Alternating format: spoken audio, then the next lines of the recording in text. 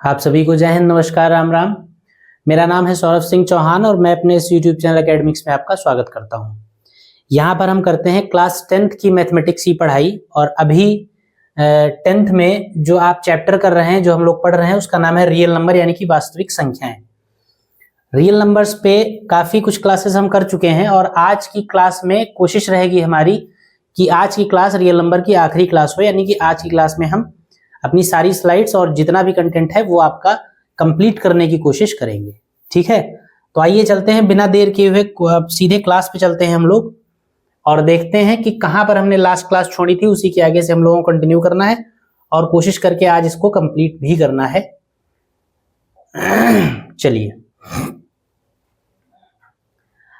जो पहला सवाल है आज की क्लास का वो है संख्या 0.254 को इनके सरलतम रूप में व्यक्त कीजिए। 0.254 में 54 के ऊपर बार लगा हुआ है और बार का मतलब क्या है, क्या होता है, वो लास्ट क्लास में आपको बताया गया था। ठीक है, तो इसको क्या करना है, सरलतम रूप में कन्वर्ट करना। सरलतम रूप में कन्वर्ट करने का मतलब इसको फ्रैक्शन में बदलिए, p/q की फॉर्म में बदलिए। तो चलिए शुरू किया जाए और देखा जाए किस तरीके से इसको सॉल्व करेंगे।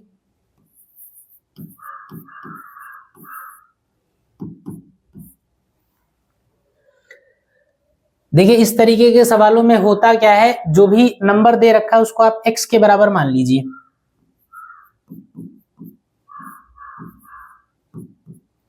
माना x इज इक्वल टू 0.254 और 54 के ऊपर बार लगेगा। जब भी नंबर के ऊपर बार लगा हुआ हो तो इस बार को हटा दीजिए आप। हटाने का मतलब है बार हटाकर, बार जिस चीज के लिए यूज किया जाता है उसको आप यहां पर लेकर आइए। तो x इज इक्वल टू क्या होगा, 0.254 के ऊपर बार है, इसका मतलब 54 जो है वो आपका इनफाइनाइट तक रिपीट होता चला जाएगा। ठीक, अब आप इसमें क्या करते हैं, ध्यान से समझिएगा।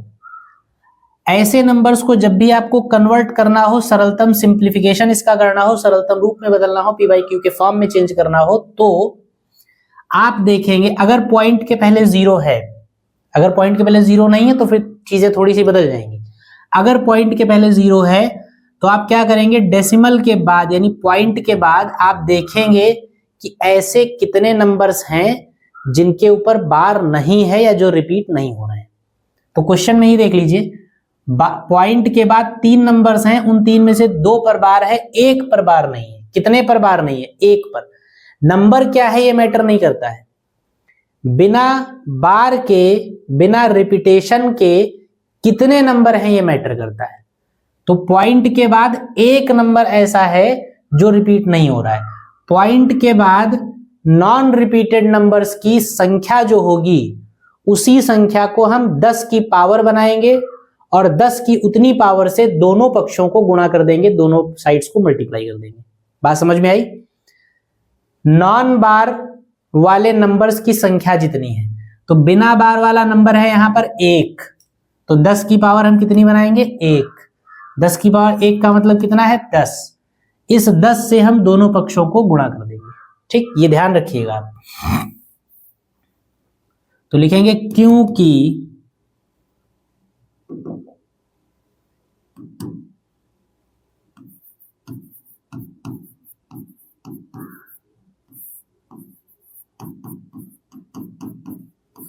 दशमलव के बाद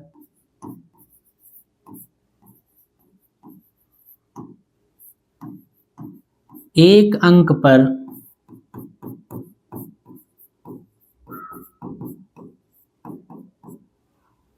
बार नहीं है,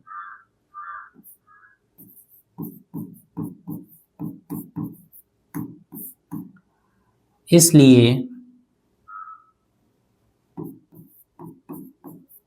10 की पावर 1 से दोनों पक्षों को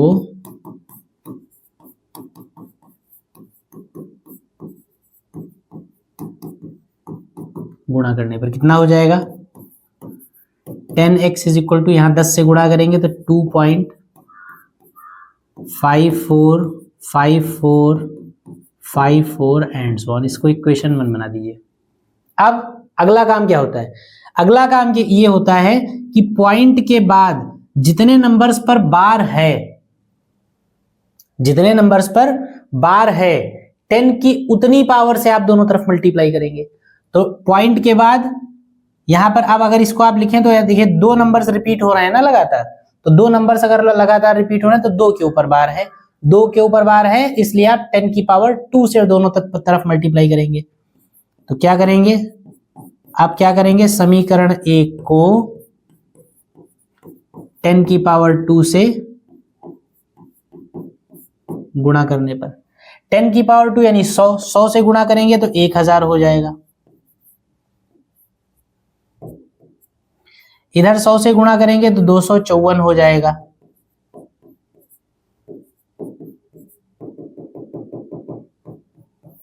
इक्वेशन नंबर 2 जो भी आएगा उसको समीकरण 2 बना देंगे। समीकरण 2 में से समीकरण 1 को घटा दीजिए। समीकरण 2 माइनस समीकरण 1, 2 में से 1 को जब माइनस करेंगे तो 1000 में से 10 चला जाएगा। कितना आ जाएगा? 1000 x में से 10 x चला जाएगा तो 990 x आ जाएगा। 1000 में से 10 गया, 990 आ गया। 254 में से 2 चला गया, 252 बचा। और पॉइंट के बाद का जो मामला है वो पूरा सेम है, इसलिए पॉइंट के बाद वाले से पॉइंट के बाद वाला पूरा पूरा कैंसिल हो गया, 0 बचा। तो 252.0 बचेगा, तो 252 ही बचेगा। यहां से x इज इक्वल टू कितना आ गया? 252/990। कैंसिल आउट करिए इसको, काट पीट करिए इसकी, तो कितना हो जाएगा? 2 से काट दीजिए, 2 चक्कू 8, 1 बचा, 2 9 18, 2 पंचे 10। ये आपका हो जाएगा 2 1 कम 2, 2 दूनी 4, 2 1 कम 2, 2 दूनी 4, 2 छंग 12, 126/495। 126/495 आएगा। और इसको सॉल्व करके देख लीजिए कि क्या इसके आगे सॉल्व होगा या नहीं होगा।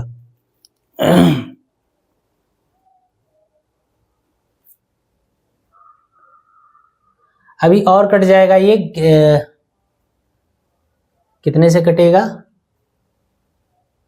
11 चौक 44, 11 पचे 55, 11 1 कम 11, नहीं 11 से नीचे वाला तो कट रहा है, ऊपर वाला तो नहीं कट रहा है।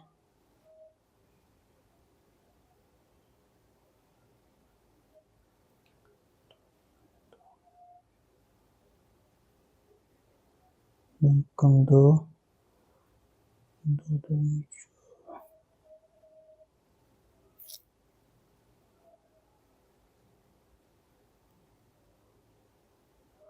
नहीं, ये इतना ही रहेगा।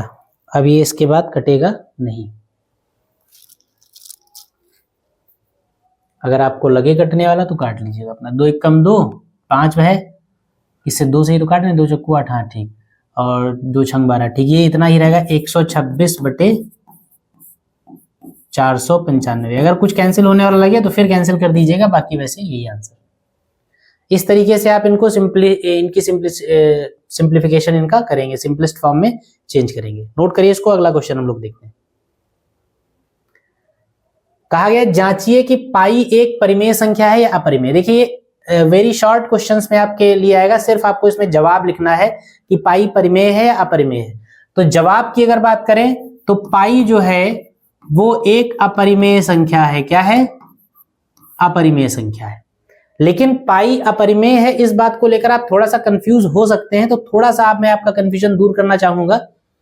बाकी पाई के विषय में और ज्यादा डिटेल में जाएंगे तो बहुत ज्यादा टाइम लग जाएगा, लेकिन फिर भी मैं आपको इतना बता दूंगा कि आपका कंफ्यूजन दूर हो जाएगा।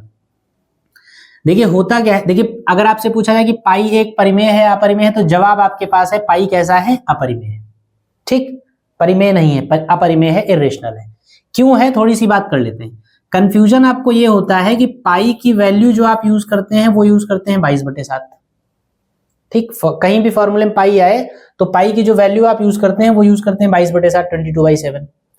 और 22/7 को जब आप देखते हैं तो आप कहते हैं कि 22/7 में 22 भी रेशनल है यानी कि परिमेय है, 7 भी रेशनल है यानी कि परिमेय है। इसका मतलब ये हुआ कि 22/7 जो है ये तो परिमेय हुआ कि नहीं हुआ। पाई की वैल्यू 22/7 जो यूज करते हैं, 22/7 होता है परिमेय, लेकिन पाई को कहते हैं हम अपरिमेय है। तो ऐसा कैसे हो सकता है कि पाई और 22/7 दोनों आपस में बराबर हैं, लेकिन 22/7 परिमेय है और पाई अपरिमेय है? ये कैसे हो सकता है? ये कंफ्यूजन होता है कभी कभी। तो इसको आप समझ लीजिए, पाई की जो वैल्यू 22/7 आप यूज करते हैं ये परिमेय होती है, क्योंकि 22 और 7 दोनों परिमेय संख्याएं हैं, और दो परिमेय संख्याओं को डिवाइड करिए, अगर नीचे वाला अगर नॉन जीरो है तो हमेशा आपको परिमेय ही मिलेगा। ठीक, अगर 22/7 परिमेय है तो पाई कैसे अपरिमेय होता है, इस बात को आप समझिए। देखिए, पाई की जो वैल्यू हम यूज करते हैं 22/7, ये पाई की एग्जैक्ट वैल्यू नहीं होती है। ठीक है, पाई की जगह पर हम 22/7 यूज करते हैं, लेकिन एक्चुअली में पाई 22/7 के बराबर नहीं होता है। 22/7 जो है वो पाई की एक अप्रोक्सीमेटेड वैल्यू ली जाती है, यानी कि पाई बराबर 22/7 जब हम लिखते हैं तो आगे ब्रैकेट में हमको लिखना चाहिए लगभग। पाई जो है वो 22/7 के बराबर नहीं होता है, पाई का जो भी मान होता है वो लगभग 22/7 के बराबर होता है। तो पाई का जो मान होता है, क्योंकि वो अपरिमेय होता है, वो असुविधाजनक होता है कैलकुलेशंस के लिए, इसीलिए उस वैल्यू को हमने अप्रोक्सीमेट किया और वहां से देखा कि लगभग मान जो है वो हम 22/7 यूज कर सकते हैं। 22/7 और पाई का जो असल मान है, इन दोनों के बीच में जितना फर्क है, जो बहुत थोड़ा सा फर्क है, बस वही थोड़ा सा फर्क 22/7 को परिमेय बना देता है, और वही थोड़ा सा फर्क इस पाई को अपरिमेय बना देता है। बात समझे? पाई की एग्जैक्ट वैल्यू कुछ और होती है और 22/7 की एग्जैक्ट वैल्यू 22/7 होती है। पाई की जो एग्जैक्ट वैल्यू होती है, एग्जैक्ट तो ऐसे नहीं होती है कुछ, लेकिन फिर भी जो सबसे क्लोजर अप्रोक्सीमेशन है, जो सबसे ज्यादा एग्जैक्ट आप कह सकते हैं, वो होती है 223/71। होती ये भी नहीं है, लेकिन जो सब पाई की जो सबसे नजदीकी वैल्यू होती है वो 223/71 होती है। लेकिन अगर 223/71 को सवालों में हम यूज करने लगे तो कैलकुलेशन बड़ी अजीब, बड़ी जटिल हो जाएगी। तो हमने क्या किया, इस 223/71 को अप्रोक्सीमेट किया। ये एक रेशियो है ना, तो इस रेशियो को हमने अप्रोक्सीमेट किया, और 223 को 223 क्या है, 220 के आसपास की एक संख्या, तो इसको हमने क्या किया, 22 मान लिया और 71 को हमने 7 ले लिया, या ऐसे कह लिए कि हमने इसके रेशियो में क्या किया, 10 से मल्टीप्लाई और डिवाइड कर दिया, तो 22.3 और 7.1 हुआ। तो ये 22 से थोड़ा सा ज्यादा और 7 से थोड़ा सा ज्यादा, तो ये थोड़ा सा ज्यादा वाला मामला छोड़ दिया गया, 22/7 लिखा गया, वो यूज किया गया। तो जब आप इसको अप्रोक्सीमेट करके 22/7 करते हैं तो ये तो परिमेय बन जाता है, रेशनल बन जाता है। लेकिन अगर वापस एग्जैक्टली 22/7 किसको लिखा गया था उस पर जाए, 223/71 पे जाए, तो इसको जब डिवाइड करोगे तो ये इरेशनल होगा, अपरिमेय होगा। इसीलिए पाई की जो असल वैल्यू है, जो असल वैल्यू, वैसे मैं फिर रिपीट करूंगा, कुछ नहीं है असल वैल्यू, एग्जैक्ट वैल्यू पाई की कोई नहीं है, लेकिन पाई का जो सबसे नजदीकी मान है उसको सॉल्व करने पर हमें पता चलता है कि इसका जो डेसिमल रिप्रेजेंटेशन होगा वो अपरिमेय टाइप का होगा, और इसका जो यूज करने वाली वैल्यू है वो एक अप्रोक्सीमेटेड वैल्यू है 22/7। तो 22/7 जो होता है वो एक परिमेय संख्या होती है। ठीक, तो केवल जवाब अगर आपसे पूछा जाए तो पाई अपरिमेय है, भले ही आप पाई की वैल्यू 22/7 यूज करते हैं, लेकिन इसका मतलब ये नहीं कि पाई परिमेय। पाई अपरिमेय है और 22/7 जो आप यूज करते हैं वो परिमेय है। दोनों एक दूसरे के बराबर नहीं होते हैं, सिर्फ इस्तेमाल किया जाता है इसका सवाल को लगाने के लिए। ठीक है, अगर जानना चाहें तो जान लीजिए कि जो 22/7 की जो वैल्यू होती है उसको तो आप डिवाइड करके देख सकते हैं क्या होती है। 22/7 को अगर आप सॉल्व करेंगे, फर्क होता है दोनों के मानों में, इसीलिए एक परिमेय और एक अपरिमेय होता है। 22/7 की जो वैल्यू होती है वो 3.142857 14285 एंड सो ऑन। ये 22/7 को अगर 7 से 22 को डिवाइड करेंगे तो यही आपको मिलेगा। और अगर पाई की वैल्यू जो होती है एग्जैक्ट वो होती है 3.141592 एंड सो ऑन। तो देखिए कितना फर्क है, पाई और 22/7 की वैल्यू में 3.14 और 3.14 कॉमन है, इसीलिए यही 3.14 ही सिर्फ यूज कर लिया जाता है। लेकिन यहां से देखिए फर्क आ जाता है दोनों में, और यही फर्क इसको परिमेय बना देता है और इसको अपरिमेय बना देता है। क्यों परिमेय अपरिमेय बनाता है? ये देखिए इस डेसिमल को देखिए ध्यान से, कैसा है 142857, फिर 142857, यानी क्या हो रहा है, नंबर्स डेसिमल के बाद जो नंबर्स आ रहे हैं वो रिपीट हो रहे हैं, यानी कि ये रिकरिंग डेसिमल है, रिपीटिंग डेसिमल है। और रिकरिंग और रिपीटिंग डेसिमल जो होता है वो क्या होता है, परिमेय होता है। यहां पर पॉइंट के बाद देखिए 141592, कोई रिपीटेशन नहीं हो रहा है एक सीक्वेंस में, एक पैटर्न में, इसीलिए। और जो नॉन रिपीटेड नॉन रिकरिंग होते हैं वो कैसे होते हैं, अपरिमेय, इसलिए ये अपरिमेय है और ये परिमेय है। लेकिन कैलकुलेशन के लिए हम सिर्फ इतना मान यूज कर लेते हैं, आगे वाला छोड़ देते हैं। इसीलिए कैलकुलेशंस के लिए पाई और 22/7 को आप बराबर मान लेते हैं, लेकिन एक्चुअल वैल्यू में आप देख रहे हैं कि पाई अलग है, 22/7 अलग है, इसीलिए पाई का नेचर अलग है, 22/7 का नेचर अलग है। पाई अपरिमेय है, 22/7 परिमेय है। ठीक, अब कंफ्यूज नहीं होंगे मेरे हिसाब से आप लोग। अगले क्वेश्चन पे चलते हैं। अगला क्वेश्चन देखिए वही आ गया, कहा गया है कि जांचिए 22/7 एक परिमेय संख्या है या अपरिमेय संख्या है। तो जांचने के लिए आप क्या करेंगे, 7 से 22 को डिवाइड कर दीजिए। 7 से 22 को जब डिवाइड करेंगे तो 7 तिहाई 21, 1 बचेगा, पॉइंट लगाएंगे, 0 बढ़ाएंगे, 7 एकम 7, 3 बचेगा। मैं रफली बता रहा हूं, बाकी आप, मैं अभी लिख के आपको समझा ही चुका हूं। वो जो आप वैल्यू मैंने लिखी थी 22/7 की, वो निकाल के एक बार दिखा दूं। तो 3 बचेगा, 0 बढ़ाएंगे, 7 चौक 28, 2 बचेगा, 0 बढ़ाएंगे, 7 दूनी 14, 6 बचेगा, 0 बढ़ाएंगे, 7 अट्ठे 56, 4 बचेगा, 0 बढ़ाएंगे, 7 बचे 35, 5 बचेगा, 0 बढ़ाएंगे, 7 सत्ती 49, 1 बचेगा, 0 बढ़ाएंगे, 7 एकम 7, 7 एकम 7, 3 बचेगा, 0 बढ़ाएंगे, 7 चौक 28, फिर कितना बचेगा, 2 बचेगा, 0 बढ़ाएंगे, 7 दूनी 14, 6 बचेगा, 0 बढ़ाएंगे, 7 अट्ठे 56 एंड सो ऑन। देखिए 142857, 1428 आगे करेंगे तो 57 आएगा, फिर 142857 आएगा। तो 22/7 का जब हम मान निकाल रहे हैं तो 22/7 की वैल्यू निकालने पर ये जो मिलता है ये रिपीटिंग डेसिमल मिल रहा है, और रिपीटिंग डेसिमल परिमेय संख्या होती है, इसीलिए 22/7 जो होगा वो कैसा होगा, परिमेय संख्या होगा, अपरिमेय नहीं होगा। ठीक है, बस ये इतनी सी बात है। अगले क्वेश्चन पे आइए। आपसे कहा गया कि जांचिए की संख्या ये जो दे रखी है इसको सरल करने पर परिमेय होगी या अपरिमेय प्राप्त होगी। तो सरल कर लीजिए, कुछ ऐसा है नहीं, बहुत आसान सा सवाल है। 2√45 प्लस 3√20 दे रखा है, अपॉन में कुछ है, उसको 2√5 है।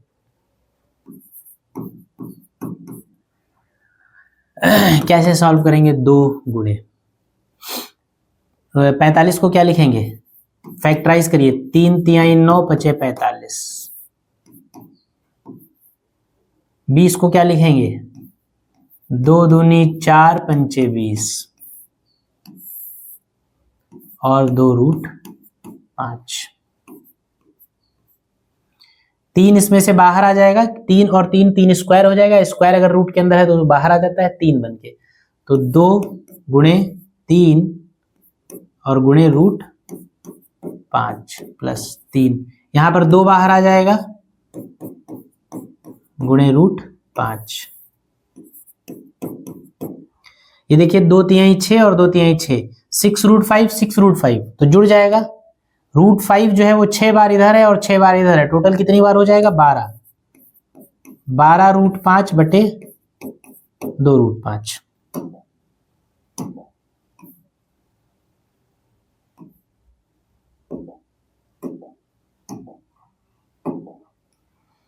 √5 से √5 कटेगा और 2 से ये 12 कट जाएगा 6 बार। टोटल कितना आया?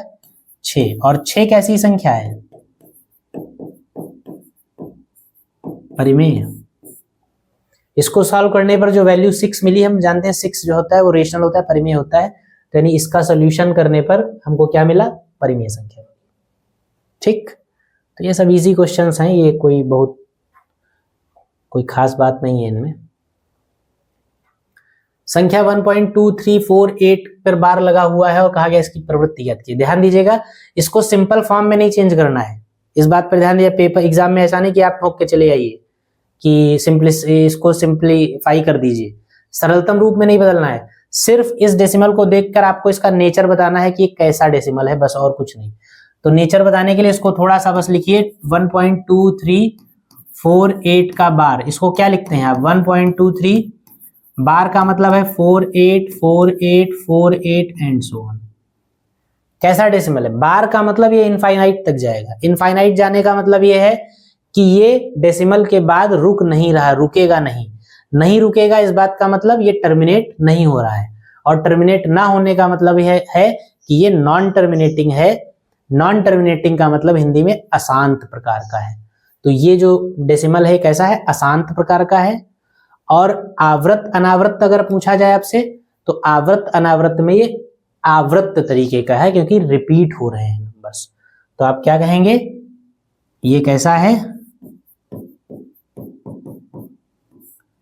अशांत तथा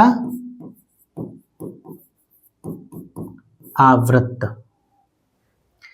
आवृत्ति अगर कहीं मुझसे धोखे से लिख गया हो तो ध्यान दीजिए, आवृत्ति नहीं, आवृत्त है, अनावृत। हो सकता है कभी जल्दी जल्दी में आवृत्ति लिख गया हो, क्योंकि ऐसा हो सकता है, लेकिन आप ध्यान रखिए आवृत और अनावृत होता है।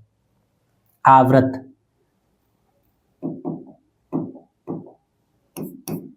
आवृत अनावृत।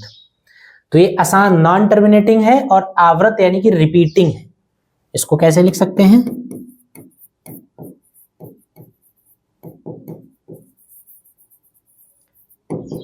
नॉन टर्मिनेटिंग एंड ये रिपीट हो रहा है। 484848 इनफाइनाइट तक जा रहा है, तो इसका मतलब रिपीट हो रहा है, रिकरिंग हो रहा है। तो एंड रिकरिंग या रिपीटिंग। तो इस तरीके से इसका नेचर बताना, नेचर है। ये सब शॉर्ट क्वेश्चंस में आएंगे। इसकी प्रवृत्ति बतानी, ये भी वैसा ही देखिए।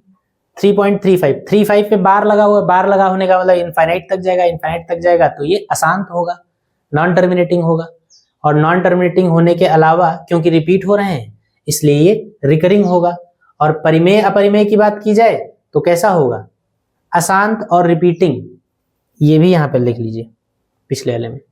अशांत है और आवृत्त है। अशांत है और अशांत मतलब नॉन टर्मिनेटिंग, आवृत्त मतलब रिपीट हो रहा है।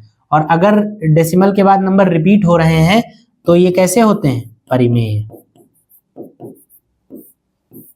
तो ये जो डेसिमल है इसकी प्रवृत्ति कैसी है?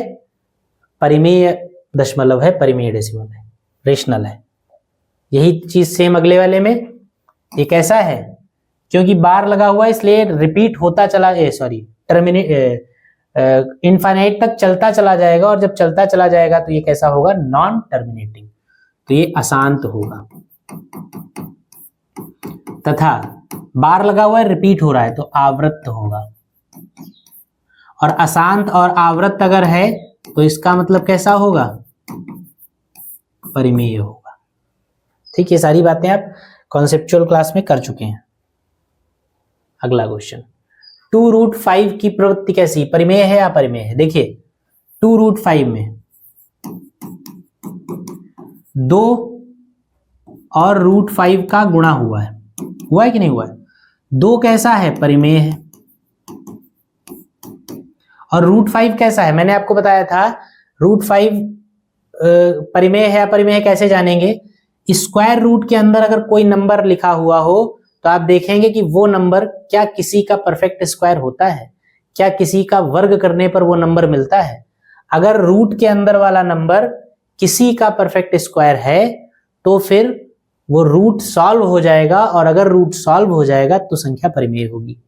अगर अंदर वाला नंबर परफेक्ट स्क्वायर नहीं है तो रूट नहीं सॉल्व होगा, और अगर रूट नहीं सॉल्व होगा तो वो संख्या अपरिमेय होगी।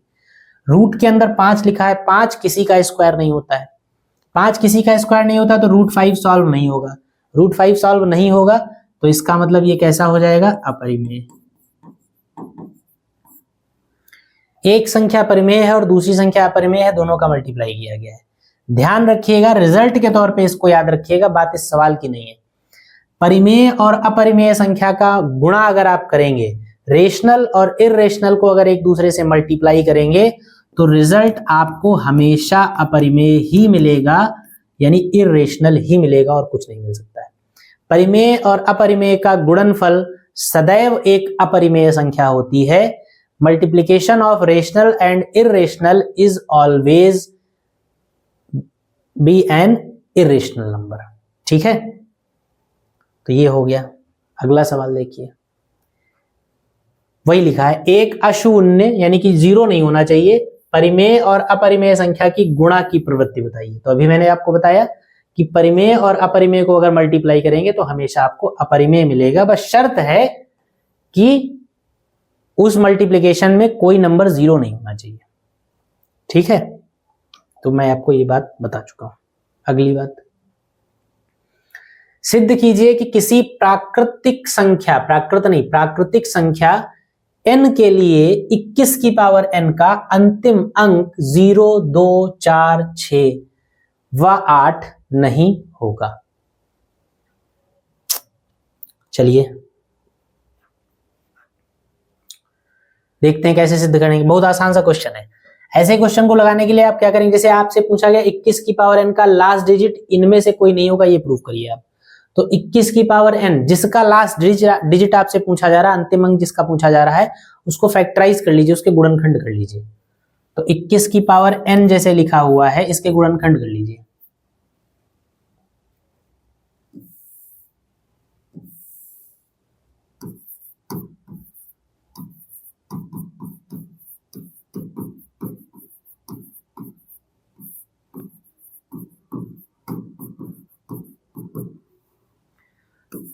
क्या हो जाएंगे 21 की पावर n के गुणनखंड? 21 क्या हो जाएगा, 3 × 7 की पावर n, यानी ये हो जाएगा 3 to the power n × 7 to the power n। अब आपको बताना है कि 21 की पावर n का जो लास्ट डिजिट होगा, मतलब n की जगह कुछ भी आप रखिए, जो अंतिम अंक होगा वो इनमें से कुछ नहीं होगा। तो आप ध्यान दीजिए जरा, जो अंतिम अंक है वो एक सम संख्या है। क्या है? एक सम संख्या है। 0, 2, 4, 6, 8 किसी भी नंबर की कोई भी पावर आप लगाइए, पावर आपकी इवन हो या ऑड हो, नंबर जो होगा उस पर डिपेंड करेगा, पावर पर डिपेंड नहीं करेगा, नंबर पर डिपेंड करेगा कि उसकी पावर को सॉल्व करने पर लास्ट डिजिट जो होगा वो क्या मिल सकता है या कैसा मिल सकता है। यहां पर लास्ट डिजिट के जितने भी नंबर दे रखे हैं वो सारे के सारे इवन हैं, और जिस संख्या के विषय में बात की जा रही है उसके जो फैक्टर्स हैं वो 3 और 7 हैं। 3 की कोई भी पावर आप करके देख लीजिए एग्जाम्पल के तौर पे, फिर बाद में उसको लैंग्वेज में हम लोग लिखेंगे, पहले समझ लें। 3 की पावर 1 की वैल्यू कितनी होती? 3। 3 की पावर 2 की वैल्यू कितनी होती? 9। बस इतने से ही समझ में आ जाता है, और आगे बहुत ज्यादा करने की जरूरत नहीं है। इतने से क्यों समझ में आ जाता है? क्योंकि जब पावर 1 रखी तो हमने विषम संख्या रख के देख ली, और जब पावर 2 रखी तो हमने सम संख्या रख के देख ली। 3 की पावर आपने ऑड लिया, यूनिट डिजिट आपको जो मिला वो आपको कितना मिला? ऑड मिला। और 3 की पावर आपने जब इवन लिया तब भी जो भी आपको रिजल्ट मिला उसकी यूनिट डिजिट कितनी मिली? ऑड मिली।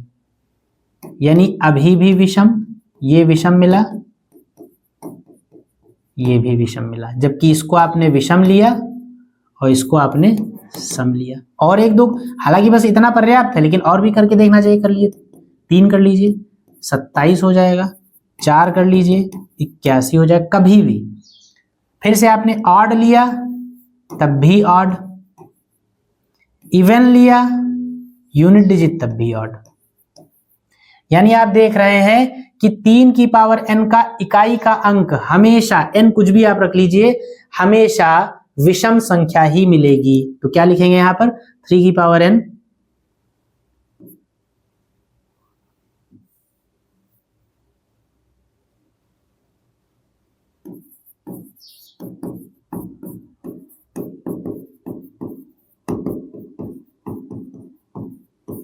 इकाई का अंक विषम इंटू दूसरा 7 की पावर n देख लीजिए, 7 की पावर 1 7, 7 की पावर 2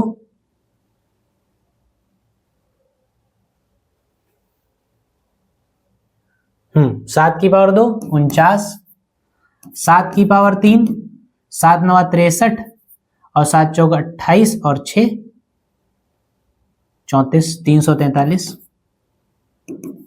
एंड सो ऑन। 7 की पावर आपने ऑड लिया, यूनिट डिजिट आपको 7 मिला, ऑड ही मिला। फिर 7 की पावर आपने इवन ले लिया यानी कि सम संख्या ले ली, लेकिन यूनिट डिजिट 9 मिला तब भी ऑड ही मिला। यानी 7 की पावर भी आप कुछ भी लगा लीजिए, चाहे सम संख्या चाहे विषम संख्या। 7 की पावर को जब आप सॉल्व करेंगे तो जो यूनिट डिजिट मिलेगी, जो इकाई का अंक मिलेगा, वो हमेशा विषम ही मिलेगा। तो यानी यहां पर भी आप क्या लिख सकते हैं,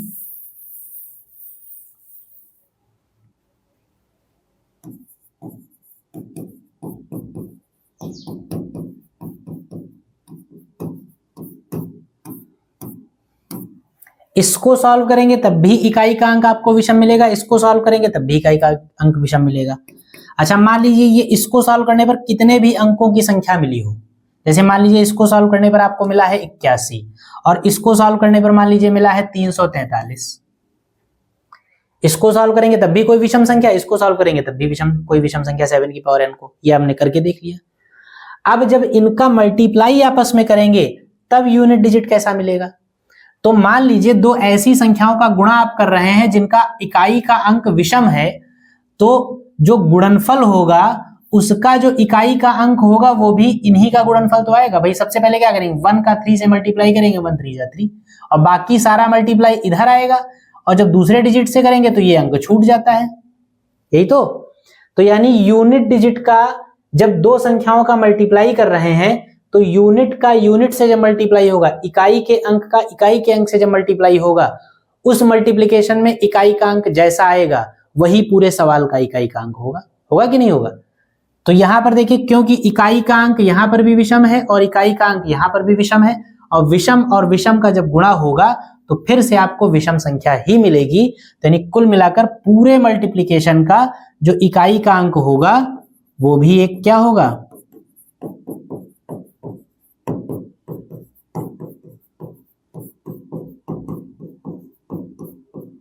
विषम संख्या होगा कि नहीं होगा। 21 की पावर n के फैक्टर करके हमको ये समझ में आ गया कि 21 की पावर n के जो भी को सॉल्व करने पर जो भी इकाई का अंक होगा वो हमेशा विषम संख्या होगा, और अगर इसके इकाई का अंक विषम संख्या होगा तो जो सवाल में अंक दे रखे हैं 0 2 4 6 8 ये सारे तो सम है।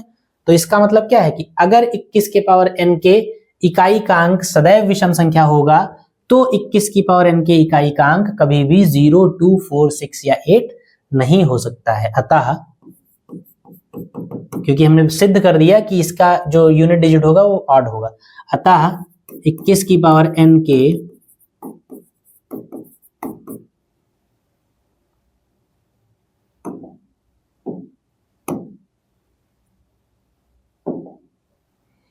इकाई का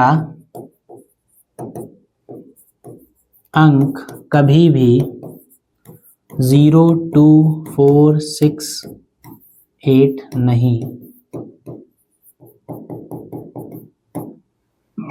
होगा।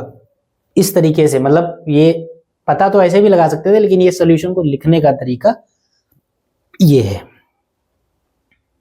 अगले क्वेश्चन पे चलिए। कहा गया P व Q के वे मान ज्ञात कीजिए जिसमें 2520 का अभाज्य गुणनखंडन 2 की पावर 3 इंटू 3 की power P into Q into 7 के रूप में व्यक्त किया गया है। तो इसमें है, इस सवाल में कुछ दम उम है नहीं, इसको आप क्या करेंगे, सीधे फैक्टराइज कर दीजिए और कंपेयर कर लीजिए। एक बार ये क्लियर कर लीजिए कि सवाल सही है, ठीक है। चलिए, कहा गया इसका अभाज्य गुणनखंडन किया जाए तो इतना होता है, तो P और Q के मान बताइए, तो कुछ है नहीं, इसका अभाज्य गुणनखंडन कर लीजिए।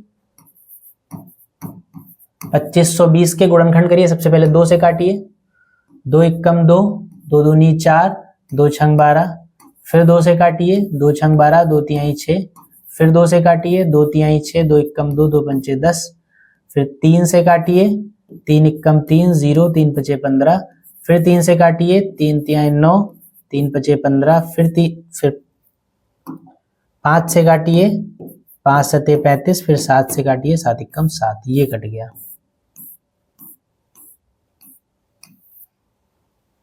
तो 2520 के फैक्टर्स क्या आ गए, 2 गुणे 2 गुणे 2 इंटू 3 इंटू 3 इंटू 5 इंटू 7, तो क्या लिखेंगे 2520 के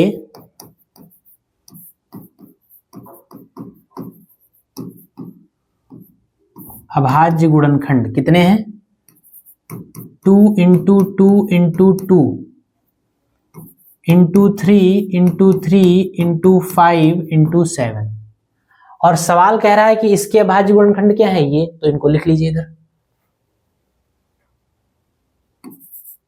2 की पावर कितना 3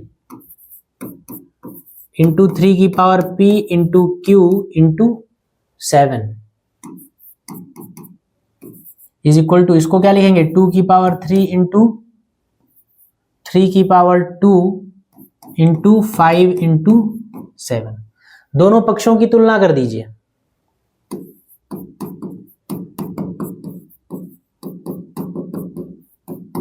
दोनों पक्षों की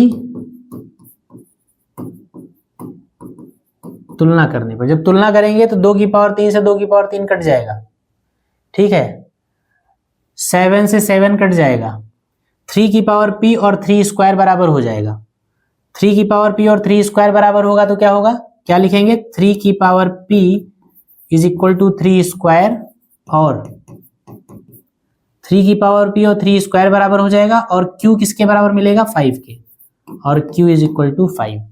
यहां आधार समान है तो घातें बराबर हो जाएंगी, implies that P is equal to कितना आ जाएगा 2, और Q इज इक्वल टू कितना आएगा 5। ये आपका आंसर। तो ये इजी क्वेश्चंस हैं, इनमें कुछ ऐसा मॉडर्न अलजेब्रा वाली का मामला है नहीं, कैलकुलेटिव क्वेश्चंस है। अगला सवाल देखेंगे, सिद्ध कीजिए कि √5 एक अपरिमेय संख्या है। इसको आप लगा चुके हैं, इस सवाल को √2 को आपने लगाया है, और √2 वाले इस वाला क्वेश्चन जब मैंने बताया था तो मैंने आपसे कहा था कि √2 की जगह पर 2 की जगह पे कोई भी नंबर हो जाए रूट के अंदर, 5 हो, 3 हो, 7 हो, 10 हो, मतलब कोई भी ऐसा नंबर जिससे अपरिमेय संख्या बने, उसको आप बिल्कुल उसी पैटर्न पे लगाएंगे, सिर्फ पूरे सवाल में जहां जहां 2 था वहां वहां 5 हो जाएगा, तो इसको आप लगाइएगा। अगला क्वेश्चन क्या है, ऐसी 2 संख्याएं ज्ञात कीजिए जिनसे √180 को गुणा करने पर एक परिमेय संख्या प्राप्त हो। जिन संख्याओं से गुणा करेंगे वो संख्याएं परिमेय भी होंगी या अपरिमेय भी हो सकती हैं। तो मतलब कहने का यह है कि आपको ऐसी संख्या बतानी है जिससे आप इसमें मल्टीप्लाई, ऐसी 2 संख्याएं कोई बताइए जिससे, जिन दोनों से इसमें जब मल्टीप्लाई एक साथ करेंगे तो ये रेशनल बन जाए, परिमेय बन जाए। तो देखिए परिमेय होने की जो भी कमी होगी वो पूरी कर देंगे हम। क्या करेंगे, √180 है, इसको फैक्टराइज करिए, 180 के गुणनखंड करिए, 2 से काटिए, 2 9 18 0, फिर 2 से काटिए, 2 चक्कू 8, 2 पंजे 10, फिर 5 से काटिए, 5 9 45, फिर 3 से, 3 तिहाई 9, और फिर 3 से 1, 2 गुणे 2 गुणे 3 गुणे 3 गुणे 5, 2 इंटू 2 इंटू 3 इंटू 3 इंटू 5, यानी इसको लिख सकते हैं 2 बाहर आ जाएगा, 3 बाहर आ जाएगा, रूट के अंदर बचेगा 5, यानी कि ये क्या है 6√5, यानी √180 जो है वो एक्चुअली क्या है 6√5 है, और 6√5 क्या है, एक अपरिमेय संख्या है, क्योंकि 6 तो परिमेय है लेकिन √5 अपरिमेय है। परिमेय अपरिमेय का गुणा करेंगे तो अपरिमेय मिलेगा, इर्रेशनल मिलेगा। तो 6√5 एक इर्रेशनल नंबर है, अपरिमेय संख्या है। कोई ऐसा नंबर आप पता लगाइए, कोई ऐसे 2 नंबर्स पता लगाइए जिन दोनों से एक साथ इनमें गुणा करें तो ये क्या बन जाए, ये अपरिमेय से परिमेय बन जाए। तो अपरिमेय से परिमेय बनाने का तरीका क्या है, इसका रूट अगर हट जाए तो परिमेय हो जाएगा, क्योंकि रूट 5 अपरिमेय है। तो अगर रूट 5 हट जाए या रूट हट जाए तो अपरिमेय, तो ये परिमेय बन जाएगा। तो रूट हटाने के लिए हम क्या करेंगे, सेम रूट से मल्टीप्लाई कर दीजिए, बस रूट हट जाएगा, रूट से रूट टकराएगा, हट जाएगा।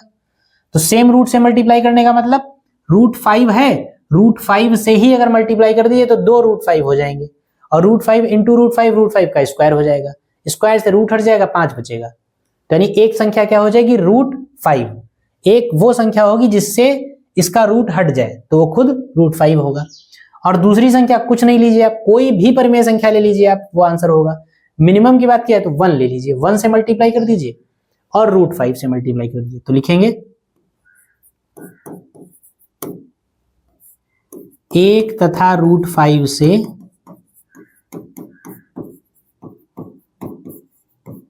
गुणा करने पर क्या हो जाएगा, 6 into root 5 into root 5 into 1, 6 एक कम 6 हो जाएगा, रूट 5 का गुणा 5 हो जाएगा, 6 पंचे हो जाएगा 30, और 30 क्या है, परिमेय। अतः जिन संख्याओं से हमने गुणा किया वो संख्याएं कौन सी है, रूट 5 और 1, यही आंसर होगा। अतः संख्याएं क्या हो जाएंगी, रूट 5 तथा 1। जिन संख्याओं से आपने गुणा किया है उन संख्याओं में एक आपकी अपरिमेय है और दूसरी आपकी परिमेय है। ठीक है, तो ये हो जाएगा, इस तरीके से इसको लगा लेंगे आप, इसको नोट कर लीजिए, फिर अगला सवाल चलते हैं। ये आसान से क्वेश्चन है इसीलिए हम लोग जल्दी जल्दी कर रहे हैं। अगला सवाल देख लीजिए, दो संख्याओं के एलसीएम और एचसीएफ में कुछ रिलेशन दे रखा है और उसके बाद हमको दूसरी संख्या ज्ञात करनी। कहा गया दो संख्याओं का एलसीएम उनके एचसीएफ से 14 गुना है, उनके एलसीएम तथा एचसीएफ का योग 600 है। यदि एक संख्या 280 है तो दूसरी संख्या ज्ञात कीजिए। चलिए करते हैं।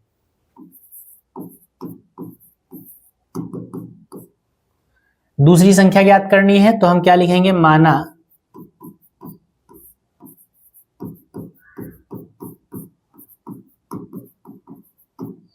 दूसरी संख्या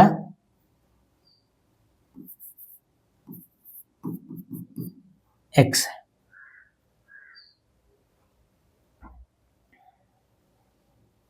दूसरी संख्या x है, इसलिए हम जानते हैं क्या होता है,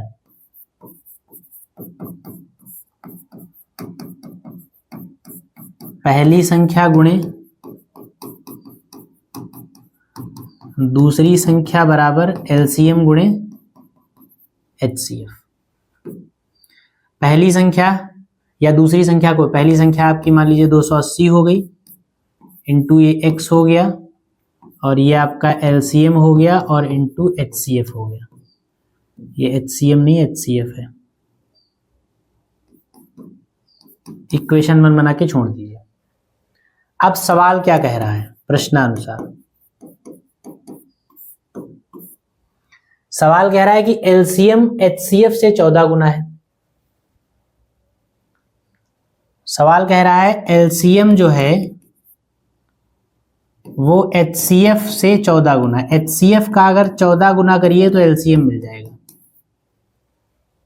यही तो है मतलब, एलसीएम उसके एचसीएफ से 14 गुना है, एचसीएफ का 14 गुना जो होगा वो एलसीएम होगा, एचसीएफ का 14 गुना एलसीएम होगा।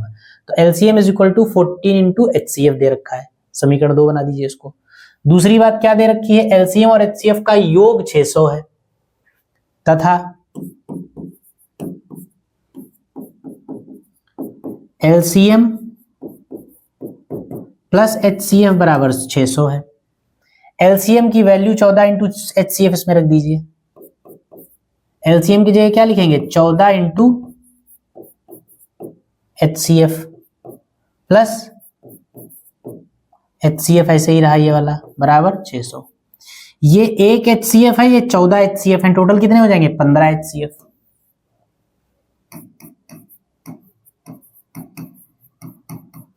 एचसीएफ बराबर किसके होगा, 600 के। 15 एचसीएफ किसके बराबर हो जाएंगे, 600 के। कैंसिल आउट कर लीजिए, 600 बटे 15 कितना हो जाएगा?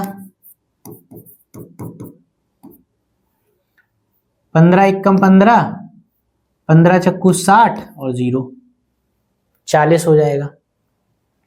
HCF आपका आ गया 40।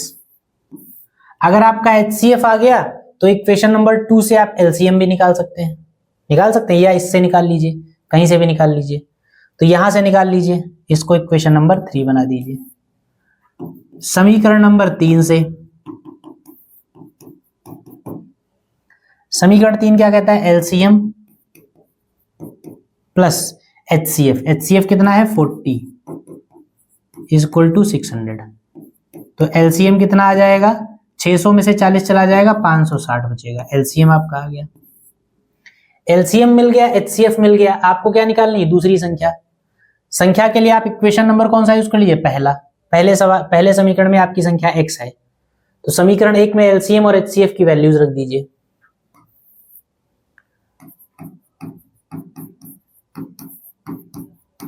समीकरण 1 से इक्वेशन 1 कहता है 280 गुणे x बराबर LCM इंटू HCF। LCM है आपका 560 इंटू HCF है आपका 40। बस सॉल्व कर लीजिए। x इज इक्वल टू 560 गुणे 40 बटे 280। 0 से 0 चला गया, 4 से 28 चला गया, 4 एकम 4, 4 सत्ते 28। 7 से ये चला जाएगा, 7 एकम 7, 7 अट्ठे 56 और 0। तो यानी x की वैल्यू कितनी आ गई? 80। ये आपका हो गया आंसर। आसान क्वेश्चन था लेकिन इंपॉर्टेंट क्वेश्चन है, मतलब बड़ा है लेकिन कठिन नहीं है, लेकिन महत्वपूर्ण बहुत है, इंपॉर्टेंट बहुत है। तो इसको नोट कर लीजिए आप, या स्क्रीनशॉट वगैरह जो भी आपको लेना हो ले लीजिए। हम लोग चलेंगे अपने अगले सवाल पे। ठीक, निम्नलिखित में से कौन सा युग्म सह अभाज्य संख्या है? को प्राइम नंबर्स क्या होते हैं? को प्राइम नंबर्स वो होते हैं जिन नंबर्स के फैक्टर्स में एक भी कॉमन फैक्टर ना हो।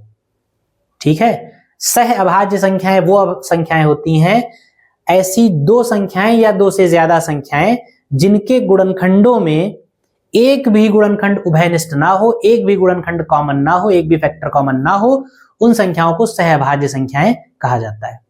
इसको दूसरी लैंग्वेज में भी कह सकते हैं, ऐसी संख्याएं जिनका HCF 1 हो, बस वही सहभाज्य संख्याएं कही जाएंगी। क्योंकि HCF क्या होता है? HCF जो होता है वो कॉमन फैक्टर जो होते हैं वही तो HCF होते हैं। भाई 2 संख्याओं का HCF है, 3 संख्याओं का HCF है, 4 संख्याओं का HCF अगर आपको निकालना है तो सबके गुणनखंड करते हैं, उनमें जो कॉमन गुणनखंड होते हैं, ऐसे गुणनखंड जो सब में हों वही HCF होते हैं। यानी जो सब में कॉमन गुणनखंड होंगे, जो कॉमन फैक्टर्स होंगे, वही HCF होगा। और सहअभाज्य संख्या की परिभाषा कहती है कि इनमें कोई उभयनिष्ठ गुणनखंड होगा ही नहीं, उभयनिष्ठ जो कॉमन फैक्टर होगा ही नहीं, यानी HCF नहीं होगा। नहीं होने का मतलब है 1 होगा। तो 2 परिभाषाएं बन सकती हैं सहअभाज्य संख्या की या को प्राइम नंबर की।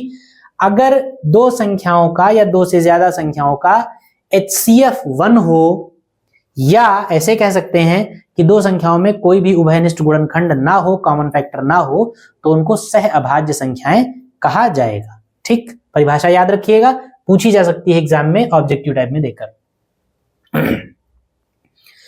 यहां पर आपको पेयर्स दे रखे हैं, आपको बताना है कि इनमें से कौन से सहअभाज्य हैं और कौन से सहअभाज्य नहीं है। 14 और 35 गुणनखंड करिए। 14 का क्या होगा? 2 × 7 और 35 का क्या होगा? 5 × 7, 5 सत्ते 35। इन दोनों में कॉमन कुछ है कि नहीं है? कॉमन 7 है, इसका मतलब ये सहअभाज्य नहीं हो सकता है। अगर संख्याओं के फैक्टर्स में कोई कॉमन फैक्टर मिल रहा है आपको 1 को छोड़कर, तो वो सहअभाज्य यानी को प्राइम नहीं हो सकता। तो ये को प्राइम नहीं होगा कि इसमें 7 एक फैक्टर कॉमन है। दूसरा, 18 के गुणनखंड 2 तिहाई 6 तिया 18, 25 के गुणनखंड 5 × 25, कुछ कॉमन है? कॉमन कुछ नहीं है। इन फैक्टर्स और इन फैक्टर्स में कुछ कॉमन नहीं, यानी कि 1 कॉमन है। अगर 1 कॉमन है तो ये सहअभाज्य होगा, यानी कि को प्राइम होगा। 31 43, 31 के गुणनखंड 1 गुणे 31, 43 के गुणनखंड 1 गुणे 43। कुछ कॉमन है? केवल एक कॉमन है, और कुछ कॉमन नहीं है, केवल एक कॉमन है, तो ये भी सहअभाज्य आपका होगा, कोप्राइम होगा। और 32 62, देखने में दोनों सम संख्या है, दो कॉमन होगा ही, कुछ हो या ना हो। 2 दूनी 4, दूनी 8, दूनी 16, दूनी 32, 2 गुणे 31, दो कॉमन है, दो कॉमन है, तो ये कोप्राइम नहीं होगा, सहअभाज्य नहीं होगा। इस तरीके से आप गुणनखंड सहअभाज्य है या नहीं है, पेयर कोई सहअभाज्य है या नहीं है, आप पहचानते हैं। ठीक, इसको नोट कर लीजिए। फिर हम लोग चलेंगे अपने अगले सवाल पे। क्या है अगला सवाल? कहा गया n स्क्वायर माइनस 1 संख्या 8 से विभाजित है यदि n विषम हो, सम हो, प्राकृतिक हो या इनमें से कोई नहीं। मतलब कहा गया है कि ये संख्या जो है 8 से कट रही है, तो बताइए n कैसा होगा।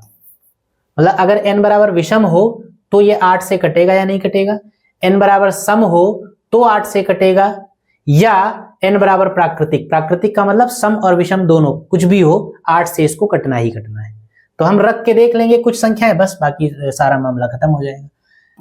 एक बार सम रख के देख लीजिए, एक बार विषम रख के देख लीजिए। बस सम में आप कोई ऐसी संख्या रख के देख लीजिए जो 8 से जिसकी वैल्यू बड़ी है, तो आपको समझने में आसानी रहेगी। जैसे मान लीजिए आपने इसमें सम संख्या 4 रख दी, n बराबर 4 रखा हमने, क्या रखा,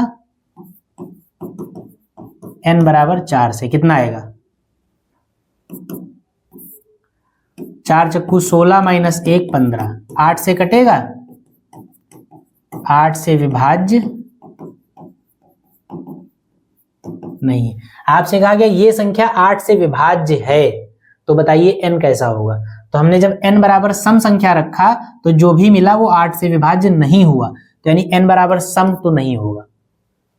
n बराबर सम रखने पर 8 से विभाज्य नहीं है। n बराबर जब सम हमने रखा तो जो n स्क्वायर 1 माइनस 1 की वैल्यू मिली वो 8 से विभाज्य नहीं है, इसलिए ये तो नहीं होगा। दूसरा विषम रख के देख लीजिए, 5 रख लीजिए, तो 5 रखेंगे तो कितना हो जाएगा, 5 बचे 25 माइनस 1 बराबर 24, 24 के 8 से कटता है, तो यानी n बराबर अगर विषम आपने रखा तो संख्या 8 से कट जाएगी। तो n बराबर विषम अगर आप रखेंगे तो संख्या 8 से कट जाएगी, बाकी सारे ऑप्शंस गलत। सीधे आप वैल्यू रख के देख लीजिए, बस आपको जवाब मिल जाएगा। और ये है आपकी स्लाइड का लास्ट क्वेश्चन, बस यहीं पर हम लोगों का रियल नंबर हो जाएगा कंप्लीट। कहा गया -1 की पावर n प्लस -1 की पावर 4n बराबर 0 है, तो बताइए n कैसा होगा। सम प्राकृतिक संख्या यानी इवन नंबर होगा, विषम प्राकृतिक संख्या यानी कि ऑड नंबर होगा, एक पूर्णांक यानी कोई भी इंटीजर नंबर हो सकता है, या इनमें से कोई नहीं। तो n बराबर किस पर इसकी वैल्यू 0 मिलेगी। देखिए ध्यान से समझिएगा, अगर एक -1 है दूसरा भी -1 है, 0 दोनों का जोड़ तभी मिलेगा जब इनमें से एक प्लस का 1 मिले और दूसरा माइनस का 1 मिले। और उसके लिए जरूरी है कि एक की पावर दोनों की बेस -1 ही है, तो एक की पावर विषम होनी चाहिए और एक की पावर सम होनी चाहिए। तो n बराबर हम क्या रखें, n बराबर ऐसा कौन सा मान रखें कि सेम वैल्यू रखने पर एक विषम हो जाए और एक सम हो जाए। तो यहां पर देखेंगे कि 4 से मल्टीप्लाई हो रहा है n में ना, ध्यान दीजिएगा, -1 की पावर n और -1 की पावर 4n, n बराबर कुछ भी रखिए, यहां पर क्योंकि n में 4 से मल्टीप्लाई हुआ है इसलिए ये आपका इवन ही हो जाएगा। n की कोई भी वैल्यू आप रखिए, क्योंकि यहां n में 4 से मल्टीप्लाई हुआ है इसलिए ये वैल्यू 4n जो है ये आपका इवन ही हो जाएगा। तो आप n बराबर क्या रखिए, ऑड रख दीजिए, विषम वैल्यू रख दीजिए, क्योंकि n बराबर जब विषम मान रखेंगे तो यहां पर मान होगा विषम, n का मान यहां विषम हो जाएगा, और यहां जब विषम रखेंगे तो उसमें 4 से गुणा होगा तो ये सम हो जाएगा। और -1 की पावर विषम यानी -1, और -1 की पावर सम यानी +1, और -1 + 1 कट जाएगा, 0 आ जाएंगे, यानी n की जगह पर आपको क्या रखना है, विषम रखना है। बात समझ में आई। तो विषम प्राकृतिक संख्या आपका सही जवाब होगा। ठीक है, बस ये आपकी स्लाइड हुई कंप्लीट, और स्लाइड के साथ साथ आपका रियल नंबर भी कंप्लीट हुआ। रियल नंबर चैप्टर आपका कंप्लीट हो गया। अगर जितना आपको पढ़ाया गया है, जितने क्वेश्चंस आपको लगवाए गए हैं, अगर इतने आपके तैयार हैं, इतने सवाल नहीं, इन सवालों के पीछे की कॉन्सेप्ट अगर आपकी तैयार है, जो कॉन्सेप्ट आपको समझाई गई, वो चीजें अगर आपकी तैयार हैं, तो ये मानकर आप चलिए कि रियल नंबर में से, इस चैप्टर से आपका क्वेश्चन एग्जाम में छूटने की संभावना बिल्कुल 0% है। अगर इस चैप्टर से क्वेश्चन आएगा तो 100% वो आप करके आएंगे। ठीक है, तो बस इसी उम्मीद के साथ कि आप लोग पढ़ते रहेंगे और इस चैप्टर में जितना आपको बताया गया, बस आप उतना ही बार बार रिवाइज करिए, उन क्वेश्चंस को लगा कर उन क्वेश्चंस को प्रैक्टिस करिए और कॉन्सेप्ट्स को बार बार देखिए, नजर दौड़ाइए उस पर। बस इतना ही आपको करना है इसमें। और ये चैप्टर हम लोग यहीं पर अब समाप्त कर मतलब कंप्लीट करते हैं, बंद करते हैं, क्योंकि इसमें कोई चीज मैंने नहीं छोड़ी, सारी चीजें मैंने करवा दी हैं आपको। इसके बाद 2 चैप्टर्स आपके बचते हैं केवल 10th के सिलेबस में। बाकी 10th का सिलेबस हम पूरा का पूरा एक एक चैप्टर, एक एक एक्सरसाइज, एक एक एग्जाम्पल, कॉन्सेप्ट, क्वेश्चन, मतलब जो भी मैक्सिमम पॉसिबिलिटीज थी ऑफलाइन में जितना होता है उससे बहुत ज्यादा हम लोगों ने ऑनलाइन में किया है। ठीक है, आमतौर पे ये रहता है, एक थोड़ी सी एक मिथ रहता है कि ऑनलाइन से ऑफलाइन ज्यादा बेहतर रहता है। बेहतर होता है, ऑफलाइन की अपनी अच्छाइयां हैं, लेकिन कंटेंट वाइज आपको ऑफलाइन से ज्यादा कंटेंट मैंने करवाया है। और किसी होमवर्क को अलग से कोई शीट सॉल्व करने की जरूरत नहीं, जो शीट्स आपको यहाँ जो क्वेश्चन सॉल्व करवाए गए हैं बस उन्हीं को आप प्रैक्टिस करिए, मोर देन इनफ है नंबर ऑफ क्वेश्चंस। ठीक है, तो रियल नंबर्स आपका कंप्लीट होता है। इसके बाद 2 चैप्टर्स और हमें पढ़ेंगे, हम लोगों को पढ़ने हैं, उसके बाद हम लोगों का सिलेबस पूरा हो जाएगा। और सिलेबस पूरा होने के बाद जो 2 चैप्टर्स बचे हैं उसमें एक ट्रायंगल है और दूसरा सर्किल है। बड़े बड़े चैप्टर्स हैं, सर्किल थोड़ा छोटा है लेकिन ट्रायंगल बहुत बड़ा चैप्टर है, तो इसलिए और बड़ा भी है और बहुत इंपॉर्टेंट है अभी के लिए। और आगे जब तक आप मैथमेटिक्स पढ़ेंगे, मतलब कंपटीशन की दुनिया में अगर आप जाएंगे तो ज्योमेट्री का बहुत बड़ा रोल है, बहुत यूज है। इसलिए उन ट्रायंगल और सर्किल को आपको बहुत ढंग से ठीक से पढ़ना है। उन चैप्टर्स को भी हम लोग बहुत विधिवत आराम से पढ़ेंगे, बिल्कुल किसी हड़बड़ाहट की जरूरत नहीं है पढ़ने में, क्योंकि टाइम भी हमारे पास है मतलब भर का। जितना पढ़ाया गया उसको आप रिवाइज करिए, ट्रायंगल और सर्किल को पूरा करेंगे हम जल्दी से जल्दी, और उसको पूरा करने के बाद फिर हम लोग रिवीजन वीडियोस लेकर आएंगे, जिसमें एक चैप्टर में एक क्लास में एक ही वीडियो में पूरे एक चैप्टर को रिवाइज करवाया जाएगा। तो उसको आप एक शॉट में पूरा रिवीजन कर सकते हैं उससे। बाकी अनसॉल्व पेपर वगैरह हम लोग करेंगे, सारी की सारी तैयारी करेंगे बोर्ड एग्जाम के लिए। साथ में आप लोग बने रहिए, पढ़ते रहिए, और हम लोग इसी तरीके से मेहनत करते रहेंगे, आपके लिए कंटेंट तैयार करते रहेंगे और क्लासेस आपको उपलब्ध कराते रहेंगे। तो चलिए ठीक है, आज की क्लास को हम लोग यहीं पर रोकते हैं और मिलते हैं अगली क्लास में नए चैप्टर के साथ। तब तक के लिए आप सभी प्यारे बच्चों को जय हिंद।